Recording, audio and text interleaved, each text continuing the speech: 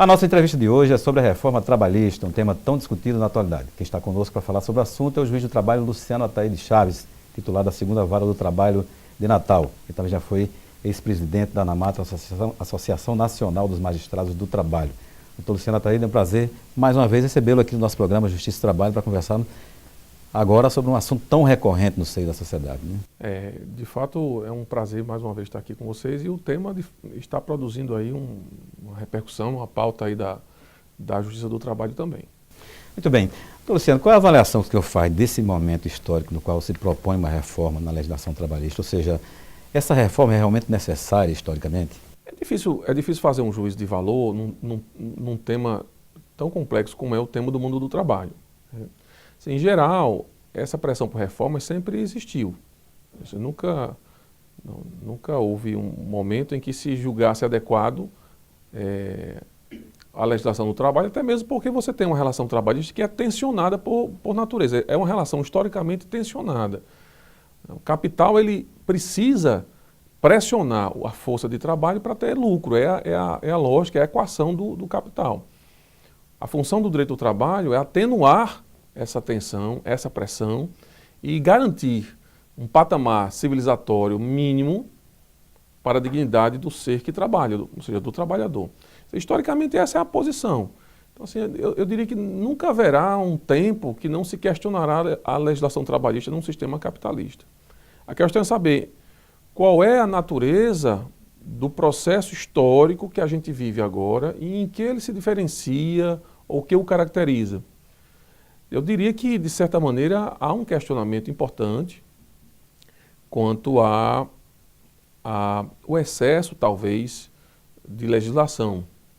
E esse é um ponto que nós temos que reconhecer que precisa ser debatido. A sociedade brasileira tem um direito de debater qual a legislação que há. E se ela é adequada para todos os segmentos do mundo do trabalho.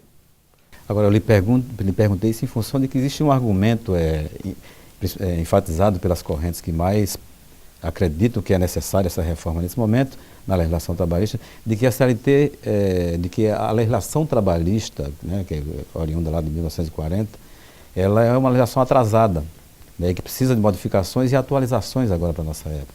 Eu não sei, talvez, Manassés, seja possível afirmar que assim, há um discurso preliminar esse que é a recorrente alegação de que essa legislação cria um custo muito alto da mão de obra no Brasil. E eu diria que essa alegação é desprovida de elementos mais concretos. Por quê? Porque ainda que a gente considere que há muitas parcelas que sobre o salário do empregado incidem direitos e parcelas, impostos e contribuições que praticamente dobra, e isso realmente é verdade. Mas é preciso considerar esse debate pegando todas essas parcelas e trabalhar com a ideia de custo. Quanto é que isso tudo custa por hora? Então, um trabalhador por hora no Brasil custa X. Tá? Quanto é que custa um trabalhador na Europa, nos Estados Unidos, no Canadá? E se a nossa conclusão fosse que a mão de obra no Brasil seria mais cara, aí tudo bem, eu acho que o argumento seria bem importante, porque nós estaríamos fora da curva das grandes sociedades capitalistas, ou seja, fora para mais. Mas a realidade a gente sabe que não é essa. O trabalhador brasileiro ganha 1/5, 1/6, 1/10 de um trabalhador nesses países que eu mencionei. O problema é que o trabalhador brasileiro também ganha mais do que um trabalhador no Vietnã, na China, e nesses Índia, ou seja, e nessas fronteiras que a sociologia do trabalho chama de greenfields, que são os grandes campos verdes de novos trabalhadores. Essa mão de obra mais barata pressiona justamente a manufatura, que é o que o Brasil em grande medida tem, quer dizer, é um trabalho de manufatura. As grandes fábricas, a produção de mão de obra, de matéria-prima, de produtos de pouco valor agregado. A nossa competição não é com esses países centrais, mas com os países periféricos. E aí é que a gente realmente tem que se preocupar. Esse é o grande ponto, que não é colocado. A minha preocupação é que esse debate não é orientado, na minha forma de ver, pelas grandes questões da economia política. O mundo do trabalho faz parte a economia do trabalho faz parte da economia política. Então, esse debate ele não é orientado a partir dessa questão. E essa é a única questão. Porque se nós considerarmos que o trabalhador brasileiro é bem menos remunerado do que o dos países capitalistas centrais, nós chegaremos à conclusão que não é o problema do custo da hora de trabalho. Agora, há uma questão que, eu dizia há pouco, que tem que ser enfrentada, que é a complexificação, a complexidade dessa legislação. Isso talvez mereça aí uma desburocratização, alguma simplificação. A própria imagem da carteira de trabalho, quer dizer, um documento ainda em papel, na forma de uma caderneta, quer dizer, é meio estranho no mundo de tanta tecnologia, da imaterialidade das coisas. E aqui no nosso estado, apesar de eu saber que o programa tem uma propagação para além do nosso estado, mas no nosso estado há uma preocupação agora central, que não se consegue sequer entregar carteira de trabalho aos trabalhadores do estado do Rio Grande do Norte. E há uma crise, inclusive, de identificação do trabalhador aqui. Então veja como nós temos problemas muito grandes, de economia comparada, com problemas muito pequenos. Então há uma série de questões que passam para além do projeto que o governo apresentou de reforma trabalhista. Luciano, e como pano de fundo disso, na verdade, por esses argumentos que você falou, está a velha disputa entre capital e trabalho mesmo? Mas essa disputa ela jamais desaparecerá enquanto o modo de produção for esse. Os argumentos, então, são simplesmente com o objetivo do capital ganhar mais espaço, é isso? Essa tensão é histórica.